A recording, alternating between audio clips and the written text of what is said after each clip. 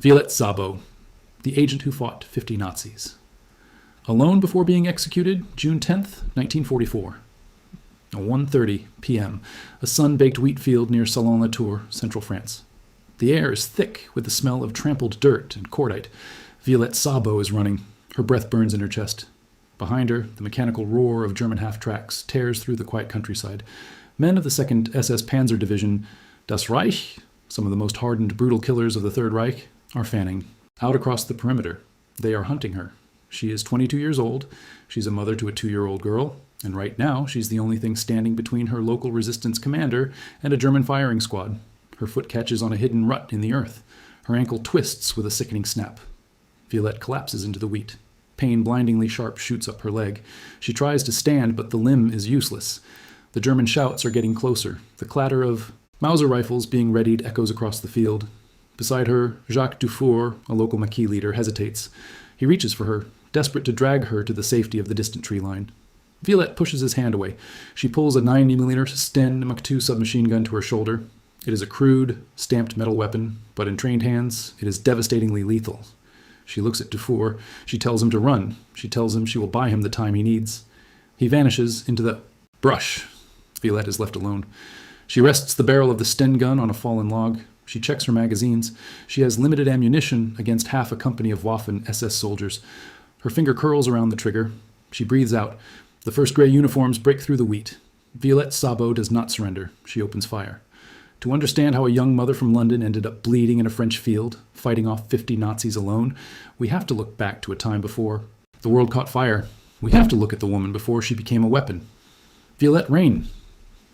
Elizabeth Bushell was born on June 26, 1921, in Paris, to a French mother and an English father. She grew up between two cultures, eventually settling in Brixton, South London. She was not born into aristocracy. She was not a natural-born soldier. She was a fiercely independent tomboy who worked at the perfume counter of a Woolworth's department store. She was vibrant, athletic, and possessed a legendary stubbornness. But her life, like millions of others, was irreversibly derailed by the outbreak of the Second World War. In the summer of 1940, London was a city holding its breath. During a Bastille Day parade, 19-year-old Violette met Etienne Szabo. He was a decorated officer in the French Foreign Legion, a man who had already seen the horrors of combat.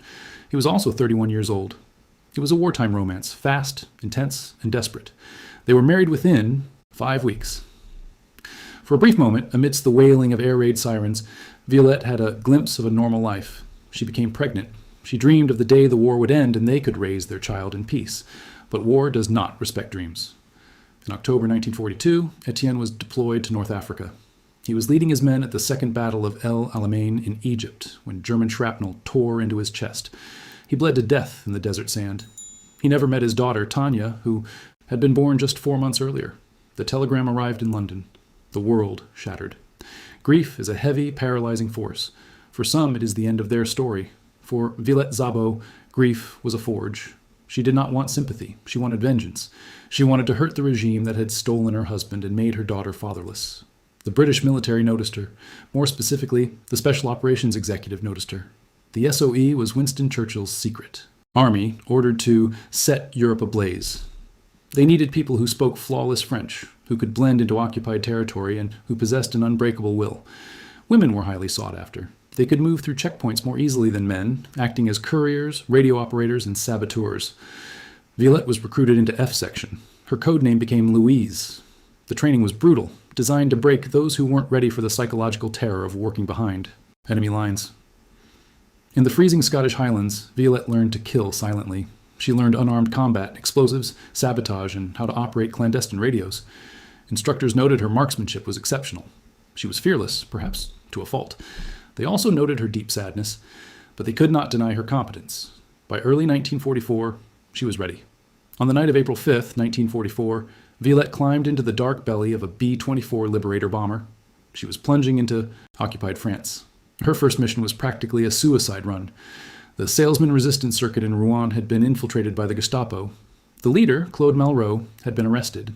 Violette's orders were to parachute in, locate the surviving members, assess the damage, and rebuild the shattered network. The drop was rough. The reality on the ground was terrifying. The Gestapo was everywhere. Posters offering bounties for captured spies plastered the walls of the cities. Checkpoints choked the roads. A single slip of the tongue, a slightly irregular identification paper meant torture and death. Violette operated with ice-cold precision. She traveled extensively, carrying illegal funds and transmitting radio messages back to London. She slept in safe houses, always keeping a suicide pill hidden in her clothes. She discovered that the circuit was completely compromised and managed to warn London, saving dozens of lives. After 6 grueling weeks, she successfully evaded capture and was flown back to England on a covert Lysander aircraft. She had survived. She had proven her worth. She was reunited with her little girl, Tanya. She could have stayed. She had done her part. No one would have blamed a widowed mother for requesting desk duty. But June 1944 arrived. D-Day. The Allied invasion of Normandy had begun. The success of the invasion depended on stopping German reinforcements from reaching the beaches. The most dangerous of these reinforcements was the 2nd SS Panzer Division Das Reich, stationed in southern France. The SOE needed agents to coordinate the French Maquis in blowing up bridges, cutting train lines, and harassing the armored column. Violette volunteered to go back. On June 7th, the day after D-Day, she parachuted into the Limousin region of west-central France. The area was a powder keg. The SS, infuriated by the Normandy landings and constant resistance sabotage, were conducting brutal reprisal killings against civilians. Violette's job was to coordinate the local resistance fighters, distribute weapons, and disrupt the German communications. For 3 days, she worked tirelessly, moving between Maquis camps. Then came June 10th. Violette was tasked with traveling to the Dordogne to meet with another resistance leader. She set out in a black Citroën traction avant, driven by Jacques Dufour. The local roads were supposedly clear. They were not. Near the village of Salon-la-Tour, they rounded a bend and slammed the brakes. A German roadblock loomed ahead. Soldiers of the Das Reich division were checking papers. There was no time to turn around. Dufour stopped the car.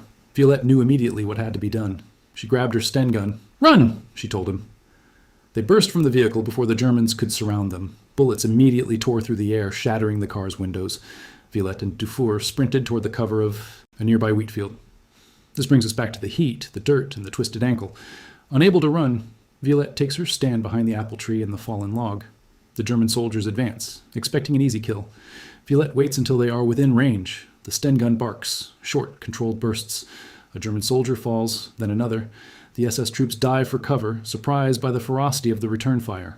They realize they are dealing with a trained operative. They begin to flank her position, pouring machine gun fire into the field. Violette stays low. She checks her flanks. She fires again, pinning down a squad attempting to move on her left. Every minute she keeps them engaged is a minute Jacques Dufour uses to vanish into the forest. He would later survive the war, entirely because of the sacrifice made in this field. For 30 minutes, Violette Szabo holds off an overwhelming force. She moves her position slightly when she can, creating the illusion of multiple shooters. She takes careful, deliberate aim. She makes every bullet count. But submachine guns eat ammunition fast. Her magazines run dry, one by one. The firing pin clicks on an empty chamber. She throws the useless weapon aside. She draws her sidearm, a small caliber pistol. She fires until that too is empty. Silence falls over the field. The SS soldiers cautiously advance, their rifles raised. They expect to find a seasoned commando. Instead, they find a young woman, her dark hair matted with sweat, her ankle horribly swollen, calmly waiting for them. She does not beg. She does not cry. She spits in the face of the first officer who grabs her. Capture by the Gestapo was the ultimate nightmare for an SOE agent. Death in the field was considered a mercy compared to what awaited them in the interrogation rooms. Violette was dragged to the local prison, then transferred to Paris. She was taken to the infamous Gestapo headquarters at 84 Avenue, Foch. Here, she faced SS Sturmbannführer Hans Kiefer, a specialist in breaking captured agents.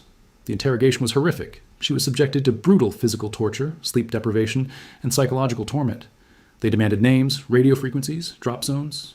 Violette gave them nothing. She fed them fabricated stories. She mocked them. Fellow prisoners in adjacent cells later reported hearing her singing in the dark after being beaten, a defiant refusal to let the Nazis break her spirit. Realizing she would never break, the Gestapo deemed her useless. In August 1944, as the Allies pushed towards Paris, Violette was loaded onto a crowded, filthy train car. Alongside other female agents, including Denise Bloch and Lillian Rolfe, she was shipped to the heart of darkness, the Ravensbrück concentration camp in Germany. Ravensbrück was designed specifically for women. It was a place of starvation, disease, and mechanized cruelty. Women were worked to death, subjected to horrific medical experiments, and executed daily. Even in this hell, Violette Szabo remained a force of nature. Survivors later recalled how she planned escapes, lifted the spirits of the sick, and shared her meager rations. She refused to bow her head. She remained Louise until the very end. By early 1945, the Third Reich was collapsing. The Soviet army was approaching from the east. The camp commanders began executing special prisoners to hide their war crimes. On or around February 5th, 1945, Violette Szabo, Denise Bloch, and Lillian Rolfe were pulled from the punishment block. They were starved, beaten, and dressed in rags. They were marched to the execution alley behind the crematorium. Violette Szabo was 23 years old. Accounts from camp guards who later stood trial state that the three women walked to the execution wall with their heads held high. They did not weep. Violette, severely weakened by dysentery and torture, had to be supported by her friends. But her eyes remained clear. The crack of the SS rifles echoed against the brick walls. Their bodies were immediately pushed into the ovens. Violette Szabo never saw the end of the war.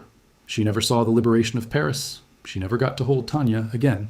The war ended in May 1945. The survivors returned home, but the empty spaces left by those who fell remained. For months, the British government did not know Violette's fate.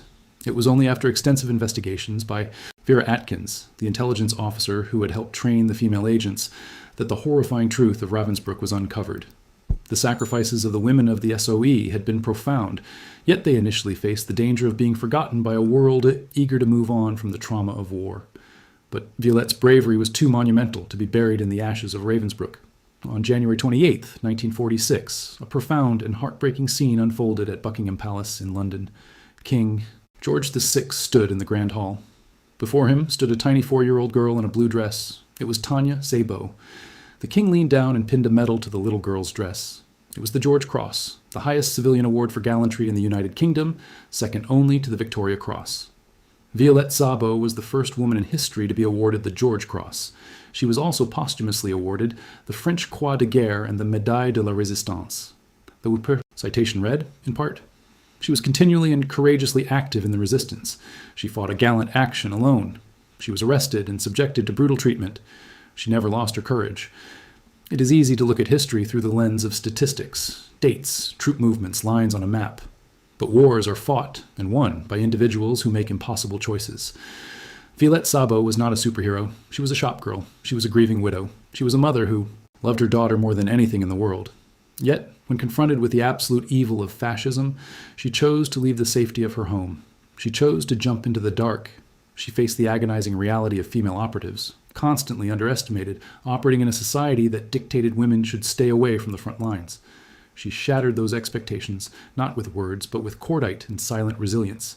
She gave up her future so that Europe could have one. Her story asks us a difficult question. What are we willing to sacrifice for the freedom of others? In a world where tyranny still exists, where the shadows of oppression still fall, the memory of the woman who fought 50 Nazis alone in a French wheat field remains a burning light. We tell these stories not to glorify the violence of war, but to honor the incredible human spirit that can endure it. We tell them so that the name Violette Szabo and the names of the women who fought beside her are never forgotten. If this story moved you, please consider leaving a like to help us share Violette's legacy with more people. Subscribe to the channel to discover more hidden histories of the incredible women who shaped our world. Let us know in the comments where you are watching from, and thank you for helping us keep their memory alive.